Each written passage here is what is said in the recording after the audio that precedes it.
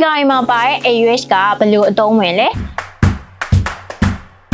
AUX ဆိုတာကဖုန်းအများစုနဲ့ audio ပစ္စည်းတော်တော်များများမှာတွေ့ရတယ်။တနည်းအားဖြင့် auxiliary port လို့လည်းခေါ်တယ်။ Bluetooth မရတဲ့ device တွေမှာဆိုရင်ဒီ AUX cable ကိုအသုံးပြုပြီးတော့တချင်းတွေနားထောင်လို့ရတယ်။ Bluetooth speaker တွေမှာ AUX ပေါက်တွေကလည်းပါတယ်။ခေတ်ဒါဆိုရင်တော့ Bluetooth နဲ့နားထောင်တာနဲ့ AUX နဲ့နားထောင်တာအတန်ကွာခြားမှုတွေရှိနိုင်လား။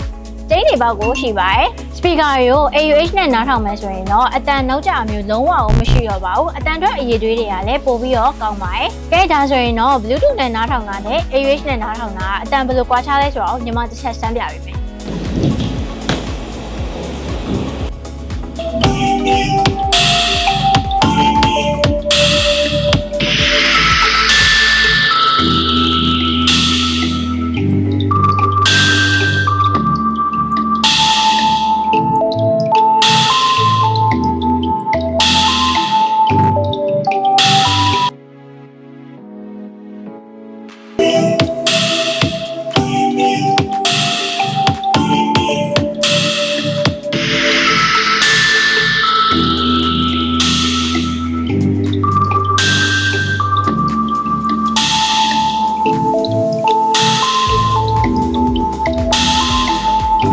ဒါဆိုရင်တော့ speaker နဲ့ပတ်သက်တဲ့အကြောင်းအရာတွေသိချင်သေးတယ်ဆိုရင်တော့ comment မှာ man ကလေးရပါတယ်အားလုံးပဲတတာ